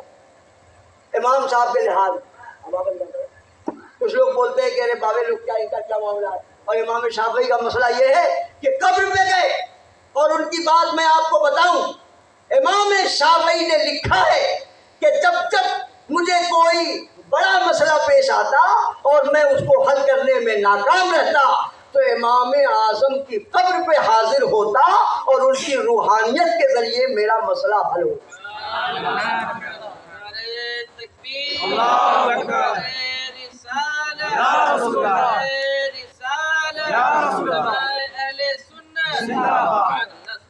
اب سنیے, ہمارے امام کا معیار کچھ اور ہے. کیا راویوں کی جانچ پرکھ فقہ کے, ظاہر بات ہے کہ جو راوی مفتی ہوگا, فقیہ ہوگا, تو وہ زیادہ بہتر جانتا. حضرت عبداللہ بن مبارک کے بارے میں بتا رہا تھا کہ امام اوزاعی سے پڑھنے گئے تو کہا یہ ابو حنیفہ کون ہے جی, سنتا ہوں کہ وہ بڑی ادھر ادھر کی بات کرتے ہیں. تو عبداللہ بن مبارک شاگرد رہے, کچھ بولے نہیں. اور جب دوبارہ گئے تو امام اعظم کے مسائل کا جو حل شدہ 2-4 کاغذ تھا وہ لے کے چلے گئے. امام اوزاعی نے لے کے پڑھا تو اس میں تھا قال نعمان بن ثابت, قال نعمان بن ثابت. امام کا نام ہے نعمان بن ثابت, ابو حنیفہ کو لیا. تو کہا یہ نعمان بن ثابت کون ہے, یہ تو بہت بڑے عالم ہے, ان کی تحقیق تو بہت اونچی ہے, یہ کون ہے؟ تو کہا یہ وہی ابو حنیفہ ہیں جن کے بارے میں آپ کہہ رہے تھے کہ یہ مبتدع ہے, بدعتی ہے, کیا نہیں, مجھ کو غلط فہمی مت کرنا. اب سنیے, یہی امام اعظم تو امام اوزاعی مکے میں آئے اور دار الخیاتین ایک جگہ تھی, وہاں پہ امام اعظم سے امام اوزاعی کی ملاقات ہو گئی, بات چیت ہوئی. اور تو سنیے گا, یہ روایت بخاری شریف کے حاشیے پر بھی ہے, اور ابن عیینہ نے, سفیان ابن عیینہ نے اس کو اپنی روایت میں تخریج کر, اور امام ابن حمام نے فتح القدیر میں بھی اس کو لکھا. سنیے, ہمارا کہنا ہے کہ راوی افضل ہے تو اس کی وجہ سے روایت افضل ہے. اب وہ روایت میں آپ کو سناتا ہوں کہ امام اعظم سے جب امام اوزاعی کی ملاقات ہوئی تو امام اوزاعی کہنے لگے ما بالکم لا ترفعون عند الرکوع والرفع, نہیں آپ کا کیا معاملہ ہے, آپ رکوع سے اٹھنے اور رکوع میں جانے کے وقت آپ رفع یدین نہیں کرتے, کیوں ایسا نہیں؟ امام اوزاعی نے امام سے پوچھا تو امام کہتے ہیں لِأَجَلِ أَنَّهُ لَمْ يَسِعْ عَنْهُ صلی اللہ علیہ وسلم فِي شَيْءٍ. کہتے ہیں امام کہ میرے نزدیک اس معاملے میں حضور سے کوئی صحیح حدیث نہیں آئی, میرے پاس اس سلسلے میں حضور سے کوئی حدیث نہیں موجود. تو امام اوزاعی کہتے ہیں کہ کیوں نہیں, میرے پاس صحیح حدیث موجود ہے. تو انہوں نے حدیث سنائی, وہی حدیث ہے جو عام طور پر عبداللہ ابن عمر کی حدیث, اور یہ آج کل کے جو نئے نئے محققین ہیں وہ عبداللہ ابن عمر کی حدیث کو ہی زیادہ پیش کرتے, زیادہ پیش کرتے. اور میں آپ کو بتاؤں, تھوڑا توجہ حاضر رکھیے گا کہ عبداللہ ابن عمر حضور کے وصال کے وقت میں ان کی عمر بہت کم تھی, بچے تھے, بہت زیادہ عمر نہیں تھی. اور دوسری طرف وہ صحابہ ہیں کہ جو نبی پاک کے ساتھ رات دن صبح شام رہے. آپ مجھے بتائیے, پڑھے لکھے لوگ ہیں آپ, عبداللہ ابن مسعود وہ صحابی ہیں کہ جو مکے کی زندگی سے حضور کے وصال تک ہمیشہ حضور کے ساتھ ساتھ, سمجھ لیں, پوری زندگی.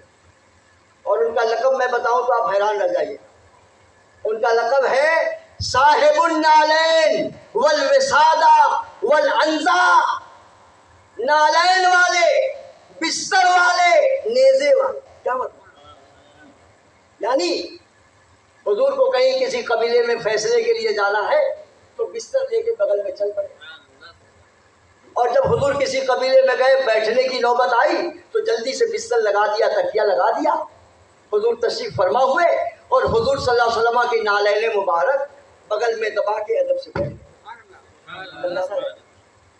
کتنی بڑی خدمت، جو سر پہ رکھنے کو مل جائے نالے پاکے حضور تو پھر کہیں گے کہ ہاں تاجدار ہم بھی ہیں۔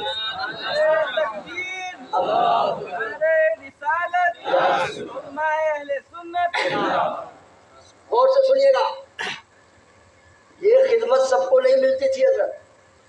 عبداللہ ابن مسعود کی جو یہ خدمت ہے، نالین لے کے چلنے والے، بستر لے کے چلنے والے، اندھا نیزہ تھا چھوٹا، حضور کو استنجے کی ضرورت پیش آئی، ادھر کی زمینیں بڑی سخت ہوتی تھی تو پیشاب کی چھینٹیں وغیرہ نہ پڑے، تو حضور کو ضرورت پیش آئی تو نیزے سے مار کے زمین بھربھری کر دی۔ وہ ہے حضرت عبداللہ ابن مسعود، جن کے بارے میں نبی پاک نے فرمایا رضیت لامتی ما رضی بہ ابن ام عبد، یعنی ابن مسعود۔ کیا مطلب؟ حضور نے اتنی بڑی بات کہہ دی ہے کہ آپ اندازہ نہیں لگا سکتے۔ عبداللہ ابن مسعود کے بارے میں آقا کہتے ہیں کہ میں اپنی امت کے لیے اس بات پہ راضی ہوں جس سے ابن ام عبد یعنی ابن مسعود راضی۔ میری امت کے لیے ابن ام عبد یہ ان کی کلیت، یعنی ابن مسعود جو پسند کرے میں بھی اپنی امت کے لیے وہی پسند کروں، اور میں اس چیز سے ناراض ہوں جس کے لیے میری امت کے لیے ابن ام عبد نہ۔ اتنا بڑا مقام۔ میں یہ بات اس لیے بتا رہا ہوں تاکہ آپ صورت مسئلہ سمجھ لیں۔ حضور کے سچے خادم، اور آقا فرماتے وَلَيَلِينِي أُولُو الْأَحْلَامِ وَالنُّہَىٰ، کہ میرے قریب عقل و ہوش والے رہا کریں، عقل والے ہوش والے میرے پاس رہا کریں تاکہ مجھ سے دین سیکھیں، مجھے دیکھیں سمجھیں اور اس کے مطابق لوگوں کو بتائیں۔ چھوٹے چھوٹے عمر کے صحابہ کو تو پیچھے رہنے کا موقع ملتا تھا، وہ تو کبھی کبھی صحیح بات بھی نہیں دیکھ پاتے تھے، جھٹکے میں اگر کچھ دیکھا تو روایت کر گئے۔ سمجھ رہے؟ اب یہ ہے عبداللہ ابن مسعود، یاد رکھیے گا۔ حضرت عمر نے جب کوفہ شہر آباد ہوا تو روایتوں میں آیا کہ حضرت عمر نے عبداللہ ابن مسعود کو کوفے میں معلم بنا کر کے بھیجا تھا، کوفے والوں کو علم سکھانے۔ اب سوچیے، حضرت عمر نے بھیجا تھا، اور حضرت علی نے جب دارالخلافہ کوفہ بنایا، عبداللہ ابن مسعود کے اتنے شاگرد، روایتوں میں آیا کہ 4,000 لوگ ابن مسعود سے پڑھنے کے لیے اکٹھا ہوئے۔ کتنے؟ حضرت علی جب کوفے میں داخل ہوئے تو عبداللہ ابن مسعود ان کے استقبال کے لیے گئے، آگے بڑھے، ساتھ میں شاگردوں کی جماعت تھی، تو روایتوں میں آیا کہ پورا میدان حضرت عبداللہ ابن مسعود کے شاگردوں سے بھر گیا۔ اتنی بڑی شخصیت، کوفے کا معلم بنا۔ اور ہمارے امام اعظم کی جو فقہ ہے وہ فقہ ابن مسعود ہے۔ ہمارے امام اعظم کی جو فقہ ہے وہ فقہ ابن مسعود۔ ان کے بارے میں کہا گیا یہ قریب رہتے تھے اور دینی مسائل کو سمجھتے، حضور کے حالات کو دیکھتے، ان سے کچھ حاصل کرتے تھے، تبھی تو حضرت عمر نے ان کو اتنا بڑا عہدہ دے کر کے کوفہ بھیجا تھا۔ اب سنیے حدیث جو میں سنانا چاہتا ہوں۔ تو امام نے فرمایا کہ میرے پاس اس بارے میں کوئی صحیح حدیث نہیں پہنچی۔ اب آپ کہیں گے کہ عبداللہ ابن عمر کی حدیث تو صحیح ہے، تو میں اس پہ کلام کروں گا، میں اس کے بارے میں انشاءاللہ مختصر میں بتاؤں، پھر تھوڑی بات رہ جائے گی تو مولانا کے کل انشاءاللہ گفتگو تھوڑی سی اور ہو جائے گی اس پر، ٹھیک ہے؟ آپ امید ہے آئیں گے انشاءاللہ کل؟ ٹھیک ہے۔ اب سنیے، تو امام اوزاعی کہتے ہیں کیسے نہیں صحیح حدیث ہے، میرے پاس تو ہے صحیح حدیث۔ تو انہوں نے حدیث سنائی، حدثنی الزہری عن سالم عن ابی، مجھ سے زہری نے حدیث بیان کیا، وہ سالم سے روایت کرتے اور سالم اپنے باپ ابن عمر سے کہ نبی صلی اللہ علیہ وسلم اپنا ہاتھ اٹھاتے تھے جب نماز شروع کرتے رکوع کے وقت اور رکوع سے اٹھنے کے وقت۔ تو اوزاعی نے کہا کہ ہے تو میرے پاس تو ہے سند۔ اب امام اعظم کیا فرماتے کہ میرے پاس اس سے بڑی سند موجود ہے۔ امام کیا فرماتے اس سے اچھی سند میرے پاس، وہ کیا؟ اب امام نے سند سنائی، سنیے، کہتے حدثنا حماد عن ابراہیم عن علقمہ والاسود عن عبداللہ ابن مسعود۔ سمجھ گئے؟ مجھ سے حماد نے حدیث بیان کیا۔ اکثر یہ نیٹ پہ آپ سنتے ہوں گے عبداللہ ابن مسعود کی جو حدیث ہے اس پہ 24 محدثین نے اعتراض کیا۔ اس طرح کی بات نیٹ پہ آتی ہے، ارے 24 کی بات کرتے ہو، یہ سند سلسلۃ الذہب ہے اور اس میں سے کسی راوی کے بارے میں کسی کی مجال نہیں ہے کہ کسی ایک راوی پر انگلی رکھ دے، اتنے مضبوط اور فقیہ راوی ہیں یہ سب کے۔ حماد ابن ابی سلیمان یہ اپنے وقت کے قاضی عراق کہلاتے، بہت بڑے قاضی۔ اور اس کے بعد حضرت ابراہیم نخعی یہ بھی اپنے وقت کے بہت بڑے فقیہ۔ ان کی شان تو بڑی عجیب و غریب ہے، ابھی میں ان کی حدیث سناؤں گا انشاءاللہ۔ ہاں پہلے یہ حدیث ختم کر لوں۔ تو کہتے ہیں کہ مجھ سے حماد نے حدیث بیان کیا اور وہ ابراہیم نخعی سے روایت کرتے، وہ علقمہ اور اسود سے، اور یہ دونوں عبداللہ ابن مسعود سے روایت کرتے ہیں کہ نبی صلی اللہ علیہ وسلم کان لا یرفع یدیہ، اور تو سنیے گا، اپنا ہاتھ نہیں اٹھاتے تھے الا عند افتتاح الصلاۃ، مگر نماز شروع کرنے کے وقت، صرف نماز شروع کرنے کے وقت ہاتھ اٹھاتے تھے۔ ثم لا یعود لشیء من ذلک، پھر اس میں سے کسی کے لیے دوبارہ ہاتھ نہیں اٹھاتے۔ اب حدیث تو ہو گئی، تو امام اوزاعی چونکہ محدث ہیں، انہوں نے کہا حضرت میں اتنی مختصر سند آپ کو سنا رہا ہوں، کیا حدثنا الزہری عن سالم عن، 3 نام ہے، مجھ سے زہری نے اور وہ سالم سے روایت کرتے، وہ اپنے باپ ابن عمر سے، اور وہ حضور سے روایت کرتے، بس۔ اور آپ کیا کہتے ہیں؟ وہ انت تقول فی جوابی، آپ اس کے جواب میں کہتے ہیں حدثنا حماد عن ابراہیم عن علقمہ والاسود عن عبداللہ ابن مسعود، یعنی آپ کی سند میں تو 4-5 راوی ہو گئے اور میری سند میں صرف 3 راوی، تو میری سند تو اونچی ہے، آپ کی سند تو بڑی لمبی ہے، تو میری سند، میری حدیث کو ترجیح ملنی چاہیے۔ تو امام اعظم نے کیا جواب دیا؟ سنیے، جواب سن لو، انشاءاللہ آپ پر حقیقت واضح ہو جائے گی کہ امام کے پاس حدیث تھی کہ نہیں۔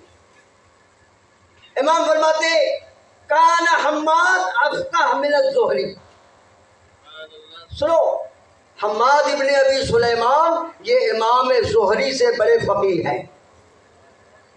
تمہاری روایت میں جو زہری ہے نا، تو میری روایت کے جو حماد ہیں وہ فقیہ عراق ہیں، یہ زہری سے بڑے فقیہ۔ اور اس کے بعد کہتے وکان ابراہیم افقہ من سالم، اور ابراہیم نخعی یہ سالم سے بڑے فقیہ ہیں، سالم ابن عبداللہ ابن عمر کے بیٹے سالم سے بڑے فقیہ ہیں۔ اور کہا اور علقمہ یہ ابن عمر سے کم نہیں ہے فقہ میں، اگرچہ صحابیت کے اعتبار سے ضرور افضل ہے، مگر فقہ میں حضرت علقمہ یہ ابن عمر سے کم نہیں ہے، اور علقمہ بہت بڑے فقیہ ہیں۔ اور آگے کہا وہ عبداللہ فہو عبداللہ، اور عبداللہ تو عبداللہ، کیا دیا؟ عبداللہ تو عبداللہ ہے، ان کی بات کیا؟ مطلب میرے سارے راوی فقیہ ہیں۔ ادھر امام ترمذی نے جو عبداللہ ابن مسعود کی حدیث ترمذی میں نقل کیا کہ یہی حدیث کہ حضور تکبیر افتتاح کے وقت ہاتھ اٹھاتے تھے، پھر نہیں اٹھاتے، ایک مرتبہ بس۔ یہ رکوع تھے جانے میں، رکوع سے اٹھنے میں نہیں. اور امام ترمذی نے اس حدیث کو کہا ھذا حدیث حسن، یہ حدیث حسن. امام ترمذی اپنی کتاب میں اس حدیث کو لائے. اور برا ابن عازب سے بھی حدیث آئی گئی سلسلے میں، وہی حدیث ہے، مضمون وہی ہے. اب اندازہ لگاؤ، کہتے ہیں کہ امام کی سند پہ تو اعتراض ہے، اس پہ تو محدثین نے جرح کیا ہے. ارے نادانو، یہ سند وہ ہے کہ اس پر کسی محدث کی جرح ہو ہی نہیں سکتی. یہ ایک سند سلسلۃ الذھب ہے، یعنی سونے کی کڑی ہے، اس کے بارے میں کوئی اعتراض کر ہی نہیں. اور اب بات آ گئی عبداللہ ابن عمر کی حدیث، تو سنا دیا آپ کو نا. آپ کی تسلی کے لیے میں کہتا ہوں، ایک بات میں آپ سے اپنے بارے میں کچھ کہوں اور اگلے دن میں خود اسی کے خلاف کروں. میں کوئی بات کہوں اور اگلے دن اس کے خلاف میں خود عمل کروں، کیا مطلب؟ اس کا مطلب یہ ہوا کہ میں نے جو کل بات کہی تھی وہ صحیح نہیں. آج کا عمل میرا اس بات کی گواہی بولو ہے کہ نہیں؟ عبداللہ ابن عمر نے تو کہا کہ حضور تکبیر افتتاح اور رکوع میں جانے، رکوع سے اٹھنے کے وقت میں ہاتھ اٹھا، ٹھیک ہے. لیکن اب میں بتاؤں آپ کو، ان کے شاگرد یہ ان کے ایک شاگرد ہیں حضرت مجاہد. وہ حدیث میں نے کہیں نقل کی ہے، پر ہاں عبداللہ بن عمر کے ایک شاگرد ہیں حضرت مجاہد. ان کی حدیث عمدۃ القاری وغیرہ میں اور فتح القدیر وغیرہ. تو انہوں نے کہا میں نے ابن عمر کے پیچھے نماز پڑھی تو ابن عمر نے سوائے تکبیر افتتاح کے ہاتھ نہیں اٹھایا. یہ حدیث موجود ہے، عبداللہ ابن عمر کا خود عمل، یہ ان کا عمل ہے. وہ حدیث تھی کہ حضور ایسا کرتے. میں آپ کو بتاؤں محدثین کی عادت کیا تھی، اس کو سمجھیے پہلے. وہ یہ نہیں کہ یہ ناسخ وہ منسوخ ایسا ویسا، یہ کام فقہا ہے، نہیں سمجھے؟ اس حدیث سے یہ ثابت ہوا یہ پہلے کی یہ بات کی ہے، یہ فقہا کا کام، مسئلہ نہیں تھا. محدثین کا کام کیا؟ حضور سے یہ سنا، یہ دیکھا، اس کو بھی بیان کر دیا، اور بعد میں اس کے خلاف حضور سے دیکھا، اس کو بھی بیان کر دیا. اب دوسروں کا یہ کام ہے کہ وہ طے کرے کہ یہ پہلے کا عمل ہے، حضور نے بعد میں اس کو چھوڑ کر کے یہ کیا، اس کو حضور نے چھوڑ دیا. سمجھ لیں؟ یہ عبداللہ بن عمر کے شاگرد کی خود روایت. اور مسند حمیدی میں بھی یہ حدیث ہے. یہ حمیدی امام بخاری سے پہلے کے محدث ہیں، ان کی مسند حمیدی بیروت سے چھپی. اور میں آپ کو بتاؤں، آپ کو اطمینان ہونا چاہیے، بس میں اتنا جانتا ہوں. عبداللہ بن زبیر نام سنا؟ عبداللہ بن زبیر حواریِ رسول، عشرہ مبشرہ میں حضرت زبیر ہے نا، ان کے بیٹے جن کی بعد میں مکے میں خلافت قائم ہوئی، عبداللہ بن زبیر. ان کے بارے میں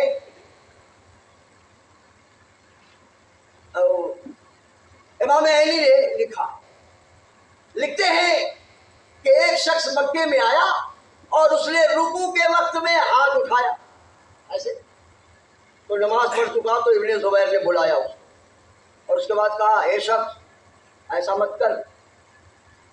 عبارت یہ ہے فَإِنَّهُ کَانَ فَعَلَهُ رسول اللہ صلی اللہ علیہ وسلم ثُمَّ تَرَكَهُ، کہ ایسا حضور نے کیا تھا پھر اس کو چھوڑ دیا، پھر اس کو چھوڑ دیا. اب آپ مجھے بتاؤ، میں یہ چاہتا ہوں کہ تھوڑا سا آپ 10 منٹ اور مجھے موقع دیں، اجازت ہے؟ 10 منٹ تھوڑی سی میں تشریح کی واضح کر دوں. ایک بات میں آپ کو خاص طور پہ بتانا چاہوں، امام اعظم کا مذہب ہے رفع یدین نہ کرنا، ٹھیک ہے؟ اور امام مالک جو امام مدینہ ہے، حالانکہ ان کی روایت ہے کہ ابن عمر سے یہ حدیث مروی ہے، مگر خود امام مالک رفع یدین نہیں کرتے. اس کا مطلب ہے تعامل. تعامل سمجھ رہے؟ یہ بڑی خاص بات میں بتانے جا رہا ہوں. تعامل کا مطلب ایک بات وہ ہوتی ہے جو حضور نے منہ سے کہی، ٹھیک ہے، اور ایک وہ ہے کہ حضور نے کہا نہیں بلکہ کر کے دکھا. سلو کما رہے تو وہ نہیں وسلی، حضور نے کہہ دیا جیسے مجھے نماز پڑھتا ہوا دیکھو ویسے پڑھو. ایک بات حضور نے کہہ دیا. آپ مجھے بتاؤ اگر کوئی حدیث یہ بتاتی ہے کہ حضور نے رفع یدین کے بغیر نماز نہیں پڑھی، اگر کوئی حدیث یہ بتاتی تو مجھے بتاؤ پورا یورپ، ایشیا ہے جس میں آپ کا یہ سب آتا ہے، یہ انڈیا پاکستان، ہند، پوری دنیا کے، آج بھی میں کہتا ہوں لاکھ وہابیت آگے بڑھ گئی ہو اور حکومت سعودیہ وغیرہ کی کوششوں سے وہابیوں کی تعداد کچھ بڑی ہو، ٹھیک ہے، پھر بھی آج بھی پوری دنیا میں بر صغیر وغیرہ میں یاد رکھیے گا کم سے کم 65 سے 60% آج بھی مسلم آبادی ہے جو رفع یدین نہیں کرتی. آپ ہندوستان کا جائزہ لے لو، کتنے لوگ ہیں ہندوستان، اور 50-60 سال پہلے تو اس میں سے آدھے بھی نہیں تھے. آج ان کی تعداد کچھ بڑھ گئی، الگ بات ہے. میں پوچھتا ہوں حضور نے جو دین صحابہ کو دیا اور صحابہ نے وہ دین لیا دنیا میں پھیلایا، وہ کون سی نماز تھی؟ رفع یدین والی نماز تھی کہ بغیر رفع یدین والی؟ آپ مجھے بتاؤ. ارے میں سمجھتا ہوں کہ آج سے 5 سال پہلے، 10 سال پہلے شاید شکور آباد کے لوگ رفع یدین کا نام بھی نہیں سنا. آج سے 10 سال پہلے آپ نے سنا ہوگا، آپ نے تو سنا پڑا ہوگا، چلو ٹھیک ہے، ان لوگوں سے بات مگر کہیں تو سنا بھی نہیں ہوگا کہ رفع یدین کیا ہوتا ہے. مگر میں نے کہا نا کہ کچھ باطل قوتیں، حکومتیں، کچھ تنظیمیں کچھ لوگوں کو کھڑا کرتی ہے، اس کام کے لیے ان کی مدد کرتی ہے، ان کی فنڈنگ کرتی ہے تاکہ وہ ایک کام لے کے کھڑے ہوں اور مسلمانوں میں کم سے کم افتراق و انتشار کا ایک ذریعہ پیدا. ایسا ہو رہا ہے. وقت نہیں ہے مطلب بتاتا اسماعیل دہلوی وغیرہ سب کے بارے میں تو میں جانتا. ابھی دیکھو نام آ گیا اسماعیل کا، ایک بڑی خاص بات حضرت بتا. اسماعیل دہلوی یہ شاہ ولی اللہ کے گھرانے کے ہیں. ولی اللہ خاندان بہت بڑا خاندان ہے دلی کا، اس میں یہ نالائق انسان پیدا ہو گیا. اور جانتے پہلے اس نے رفع یدین شروع کر دیا. شاہ عبد القادر دہلوی وغیرہ ان لوگوں نے منع کیا، اور لوگوں نے منع کیا ارے بھائی یہ کیا کر رہے ہیں آپ؟ تو اس نے جانتے کیا جواب دیا اسماعیل دہلوی؟ جواب دیا کہ میں نے حضور کی حدیث پڑھی ہے کہ جو میری کسی سنت کو جو مردہ ہو چکی ہو اگر زندہ کرے گا تو اس کو 100 شہید کا ثواب ملے گا. جو میری کسی مردہ سنت کو زندہ کرے گا تو اس کو 100 شہید کا ثواب ملے گا. رفع یدین والی سنت مردہ ہو گئی تھی اس لیے میں زندہ کر رہا ہوں. جواب تو اب لوگوں نے یار بہت بڑی بات کر رہے ہیں. شیخ شاہ عبد القادر محدث دہلوی ہیں، بہت بڑے بول. ان کو کسی نے بتایا کہ اسماعیل دہلوی تو ایسے ایسے کہہ رہے ہیں. تو جانتے ہیں کیا کہا تھا شاہ صاحب نے؟ سنیے گا. فرماتے ہیں میں تو سمجھتا تھا کہ اسماعیل پڑھ کے عالم ہو گیا اور اس کو کچھ آ گیا ہوگا، مگر اس کو تو کچھ بھی نہیں آیا. ارے اس حدیث کا مطلب یہ تھا کہ سنت کے مقابلے اگر بدعت ہو اور کوئی سنت مردہ ہو رہی ہو اس سنت کو زندہ کرے گا تو 100 شہید کا ثواب ملے گا. اور یہاں تو سنت کے مقابلے میں سنت ہے. میں رفع یدین کرنا بھی حضور سے ثابت ہے، اگر سے بعد میں حضور نے چھوڑ دیا ہے، اور نہ کرنا یہ بھی سنت. تو یہاں تو سنت کا مقابلہ سنت سے، یہاں پہ کہاں سے وہ حدیث ثابت ہے؟ ہم سمجھتے تھے کہ اسماعیل پڑھ لکھ کے کچھ عالم ہو گیا ہوگا. ارے ابھی تک تو اس کو ایک حدیث کا مطلب نہیں سمجھ گیا. اندازہ آپ لگائیے، سمجھنے تک نہیں آئے. اب سنیے، تو میں یہ کہہ رہا تھا شارٹ میں آپ کو بتاؤں. اس میں عبداللہ ابن عمر کی حدیث یہ لوگ پیش کرتے ہیں، کئی سندوں سے ہے، مگر میں نے آپ کو بتایا کہ عبداللہ ابن عمر خود بعد میں ان کا عمل اس کے خلاف. ظاہر بات ہے اگر ان کو یہ حدیث ملی ہوگی کہ حضور کا عمل اس کے بعد بدل گیا تھا تبھی تو انہوں نے اپنا عمل بدلا. ورنہ کیا ایسا ہو سکتا ہے کہ خود ہی کوئی حدیث روایت کرے اور خود ہی اس کے خلاف عمل کرے؟ ہم تو عبداللہ ابن عمر کے بارے میں نہیں سنتے. جو عبداللہ ابن عمر سنت کے اتنے پابند کہ جاتے تھے حج کے لیے، راستے میں ایک جگہ ایک جھاڑی میں اپنی پگڑی کو الجھا دے. لوگوں نے پوچھا حضرت کیوں ایسا جان بوجھ کے آپ کرتے ہیں؟ کہا سنو، مجھے یاد ہے ایک مرتبہ حضور کے ساتھ ہم لوگ اسی راستے سے گزرے تھے اور حضور کا امامہ شریف اس جھاڑی میں الجھ گیا.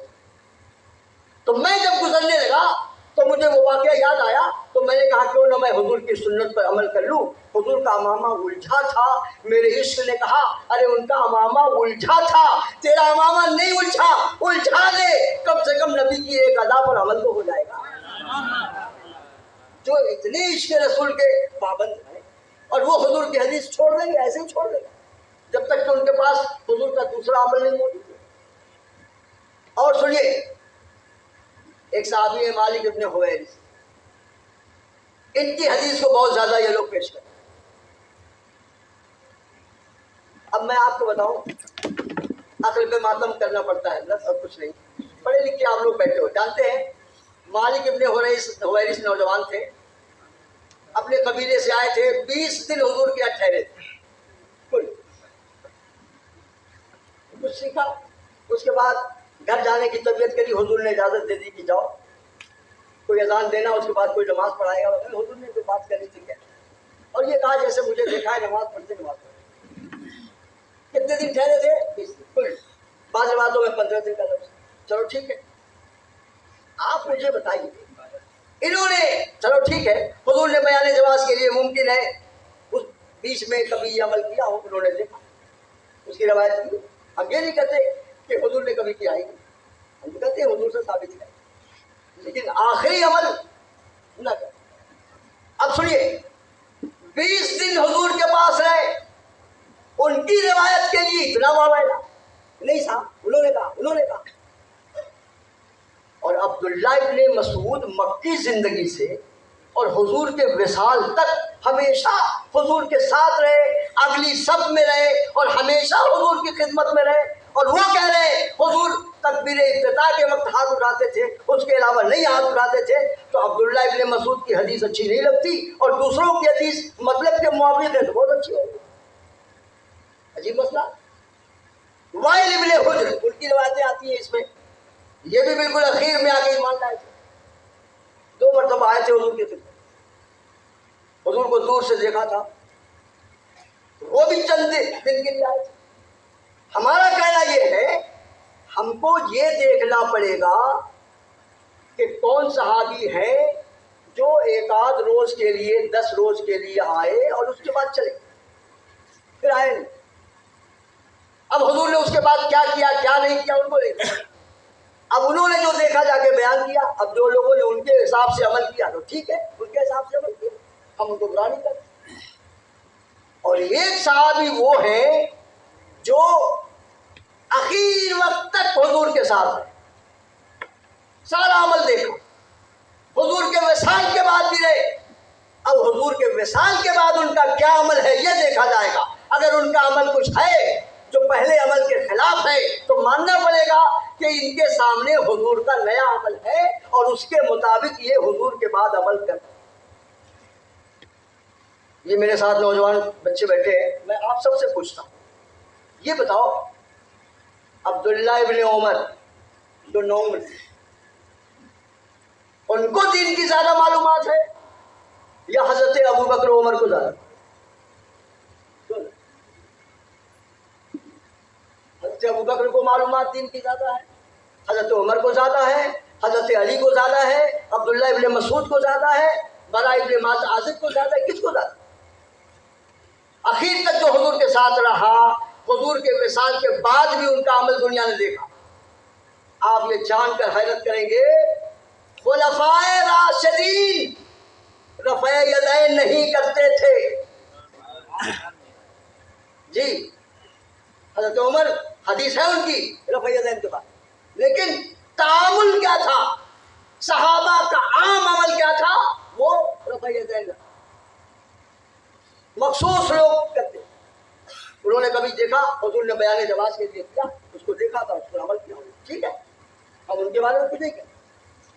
لیکن یہ بات ذہن میں رکھیے گا، دین عرب سے پوری دنیا میں پھیلا اور وہ بغیر رفع یدین والی نماز لے کے گئے تھے، تو کیا نبی پاک نے وہ نماز دی تھی کہ کہیں اور سے لے کے گئے؟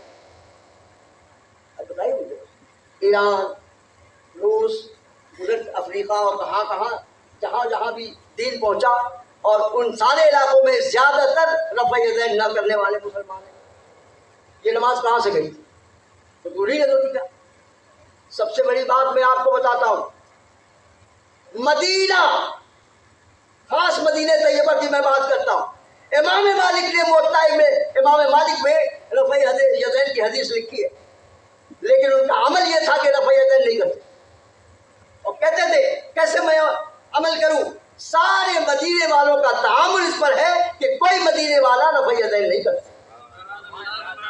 کوئی مدینے والا، پورے مدینے والوں کا عمل یہ تھا. کام کی بات کرتے ہو، آج بیٹھ کر کے آپ لنترانی ہانک دو کہ رفع یدین نہ کرنے والے کی نماز ناقص ہے، تو سارے صحابہ کی نمازیں ناقص ہو گئی. یعنی بولنے کے وقت میں کبھی کو سمجھ میں نہیں آتا کہ ہم کیا بول رہے ہیں، کس کے بارے میں بول رہے ہیں. بدتمیز انسان جو ہوتے ہیں، جو گستاخ ہوتے ہیں، گستاخ رسول، صحابہ کے گستاخ، اہل بیت کے گستاخ، گستاخی جن کے دماغ میں ہے، یاد رکھنا وہ کبھی بھی ادب کی بات نہیں کریں گے. سوچ لو کتنی بڑے صحابہ کی جماعت ہے رفع یدین نہیں کرتی، اور ان کے بارے میں کہتے ہیں ان کی نمازیں ناقص ہو. غلط طریقہ نہیں مت کیا. میں ترمذی کتاب نہیں لایا، عبادت میں پڑھ کے سناتا ہوں، جہاں امام ترمذی نے، ترمذی صحاح ستہ میں سے حضرت عبداللہ بن مسعود کی روایت نقل کر کے امام ترمذی نے اس پہ نوٹ لگایا. کیا فرماتے؟ وہ بہی یقول غیر واحد من اہل العلم من اصحاب النبی صلی اللہ علیہ وسلم، بتا دیں اسی کے قائل ہیں بہت سارے اہل علم صحابہ اور تابعین. یہ امام ترمذی کا اس میں کمنٹ ہے، آپ سوچیں. اور جہاں پہ رفع یدین کرنے کی بات ہے تو اس میں انہوں نے کہا کہ اسی کا قول کیا بعض صحابہ، وہاں پہ لفظ بعض آئے، اور یہاں پہ کیا کہا؟ غیر واحد، بہت سارے صاحب. اب اندازہ لگا لو، ابو داؤد شریف میں بھی حدیث موجود ہے، نسائی میں حدیث موجود ہے، سنن ابن ماجہ میں حدیث موجود ہے. کیسے بولتے کہ نہیں؟ اور آج کے دور میں یہ بہت بڑے بکرات لوگ بنتے ہیں، کہتے ہیں یہ حدیث ضعیف ہے، یہ ہے وہ ہے. ایک نقطے کی بات میں بتا دیتا ہوں، اس پر بات ختم کرتا ہوں. حضرات، کسی سند میں 5ویں نمبر پہ کوئی ضعیف راوی آ گیا تو تیسرے یا چوتھے راوی کو اس کا نقصان ہوگا. نہیں سمجھا؟ امام اعظم نے کوئی حدیث روایت کی ہے، ٹھیک ہے، اور امام اعظم کی روایت میں بعد میں کوئی ضعیف آ گیا، اب بولیں گے کہ یہ سند صحیح نہیں ہے. ارے نادان، امام اعظم کو جب یہ حدیث ملی تھی اس وقت تو صحیح تھی نا، اس لیے کہ امام اعظم کا تو صرف ایک ہی واسطہ، امام اعظم نے تو صحابہ سے ڈائریکٹ لیا ہے، یا بیچ میں کوئی تابعی آئے گا بس نا. وہاں تو حدیثیں بالکل صحیح ہیں.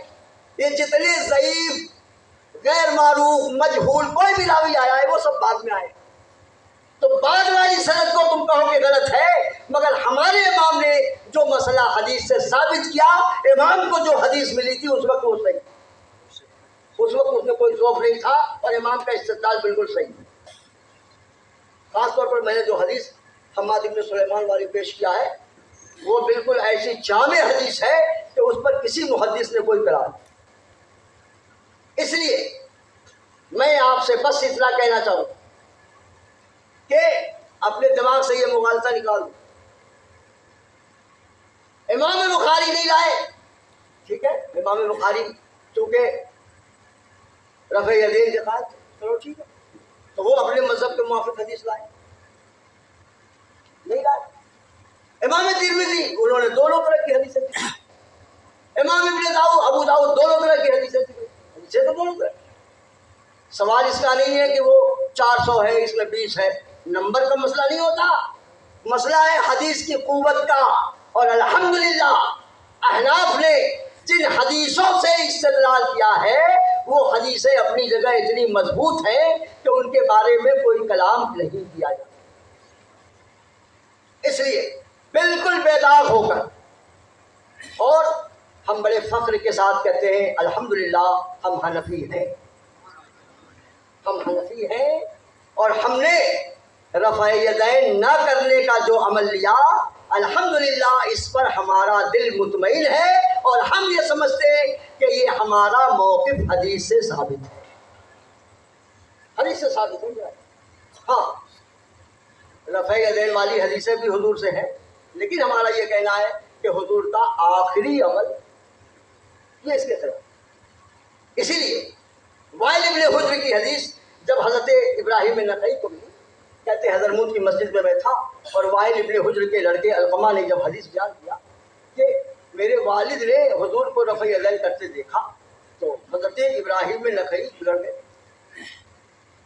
جانتے کیا بنا کہ وائل نے اگر حضور کو رفع یدین کرتے ایک بار دیکھا تو عبداللہ ابن مسعود اور اس کے اصحاب نے رفع یدین نہ کرتے ہوئے 50 بار دیکھا. یہی بات ہے، صاف صاف ایک بار انہوں نے دیکھا ہے نا، اور عبداللہ ابن مسعود نے نہ کرتے ہوئے 50 بار. سب فقیہ صاحب. اس لیے اپنے اس موقف پر مطمئن رہیے ایک دم. اور جتنے ہمارے نوجوان بچے بیٹھے ہیں یاد رکھنا، آپ کو اپنا موقف یا مسلک سمجھنے کے لیے کسی بد مذہب، بدتمیز یا گستاخ صحابہ، گستاخ اہل بیت یا آج کے زمانے میں لوگوں میں جو افتراق ڈالنا چاہتا ہے اس کو امام مانتے ہیں، ایسے لوگوں کی رہنمائی کی الحمدللہ ہمارے ان سنی بچوں کو کوئی ضرورت نہیں. ہم کوئی ضرورت نہیں سمجھتے. ہمارا دین مکمل ہے. ہم اپنے معاملے میں بالکل مطمئن، ہمیں کسی سے اصلاح کی ضرورت نہیں ہے. اور اگر کوئی کوشش کرتا ہے تو بس صاف صاف اس کو کنارے کر دو کہ نہیں، ہمیں تمہاری تبلیغ کی ضرورت نہیں ہے. اگر ہمیں اپنے مسئلے میں کچھ سمجھنا ہوگا ہمارے علماء ہیں، ہم ان سے سمجھیں. سیدھی سیدھی بات. اتنا کوئی سمجھانے کی کوشش کرے قتل نہیں، لاہور پڑھ دیجئے، ختم کرو. اور آخر میں قوم کے ہمارے جو ذمہ داران ہیں میں ان سے کہوں گا کہ اگر سنت کی حیثیت سے عمل ہے تو ٹھیک، اگر افتراق اور فتنہ ڈالنے کے لیے ہے تو میں کہوں گا کہ مسجدوں کو فتنہ گاہ مت بنا، فتنوں کی آماج گاہ مت بنا، نیا نیا کوئی مسئلہ نہ پیدا کرو. جبکہ رفع یدین نہ کرنا یہی صحابہ کا آخری عمل. ہم کہہ رہے ہیں صدیق اکبر سے بڑے تم دین کے سمجھدار ہو گئے ہو، عمر فاروق سے بڑے سمجھدار ہو، مولا علی ان کی روایت ہے موجود رفع یدین کے. عاصم ابن قلیب یہ ان کے ساتھ بیٹھنے والے ہم نشین ہیں، ان کے دربار کے عالم، وہ کہتے کہ میں نے حضرت علی کے پیچھے نماز پڑھی تو انہوں نے رفع یدین نہیں کیا. خلفائے راشدین چاروں کا عمل رفع یدین نہ کرنا، یہ کتابوں میں مذکور ہے. اور عشرہ مبشرہ کا بھی یہی عمل ہے. آپ بتائیے ایسی صورت میں لوگوں کو خواہ بخواہ کے لیے فتنے میں ڈالنا، تشویش میں ڈالنا، شبہے میں مبتلا کرنا، اور وہ لوگ حدیث بخاری یہ وہ کی بات کرتے ہیں کہ جن کو حدیث کی ہے نہیں معلوم ہے، اور جن کا مرشد بھی اتنا زبردست ہے کہ اردو ترجمہ پڑھ کے حدیث سناتا ہے، اس کو عربی پڑھنے کی اجازت نہیں ہے. حدیث کا متن نہیں پڑھ سکتا جو بندہ. ابھی تو میں چلتے چلتے کچھ حدیثیں میں نے نوٹ کی تھی، آپ دیکھ لو، اس میں ایک حدیث پر بھی زبر زیر پیش نہیں ہے. ایک حدیث پر بھی زبر زیر پیش نہیں ہے، مگر الحمدللہ آپ بولیں گے تو میں بالکل صحیح انداز سے جو حدیث کا اصل لفظ ہے میں اس کو پڑھ کے آپ کو دکھا دوں. مگر وہ بندہ ساری کتابیں اس کے سامنے کیا ہوتی ہیں، سب اردو ترجمہ. اور اردو ترجمے سے وہ استدلال. اب سوچو ذرا، حدیثوں سے استدلال اتنا آسان ہوگا تو پھر کیا ہے؟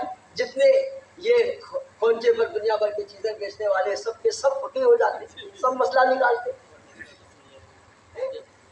ذرا سوچو آپ، ترجمہ پڑھ کے آدمی فقیر بننے کی کوشش کرتا، جبکہ فقیر کے لیے کیا ضروری ہے؟ 25 علوم کا جاننا ضروری ہے، بغیر اس کے کوئی فقیر نہیں ہو سکتا. اور وہ بھی ساری کتابیں پڑھ لو، اس کے بعد بھی فتویٰ دینے کے لیے کم سے کم کسی بڑے مفتی کے یہاں سال بھر بیٹھنا پڑے، تب جا کے فتویٰ دینے کا ضرورت ہے. اور آج یہاں بیٹھے بیٹھے جس کے خلاف جو چاہو فتویٰ چلو، یعنی صحابہ کے بارے میں جو چاہو بول. اللہ تعالیٰ محفوظ رکھے. یاد رکھنا، یہ بڑی حرمت نصیبی کی بات ہے، یاد رکھنا. اللہ تعالیٰ ہمیں آپ سب کو اس بیماری سے بچائے. یاد رکھنا، بادب بانسی صحابہ کے بارے میں، بزرگوں کے بارے میں، اللہ کے محبوب بندوں کے بارے میں ہمیشہ ادب کا معاملہ رکھیں، کبھی بے ادبی کا نہیں. پتہ نہیں کون سا لمحہ آئے اور آپ کا ایمان سلب ہو جائے، تب کیا ہو جائے کچھ کہا نہیں جا سکتا. اس لیے اپنے معاملات کی حفاظت کیجیے. اور میں سب سے کہوں گا کہ دین کے معاملے میں ایک دوسرے کی مدد کرو، بھلائی کے معاملے میں ایک دوسرے کی مدد. تعاونوا علی البر والتقوی، تقویٰ بھلائی کے کاموں میں ایک دوسرے کو مدد دو. ولا تعاونوا علی الاثم والعدوان، اور گناہ اور زیادتی کے کاموں میں ایک دوسرے کو مدد مت دو.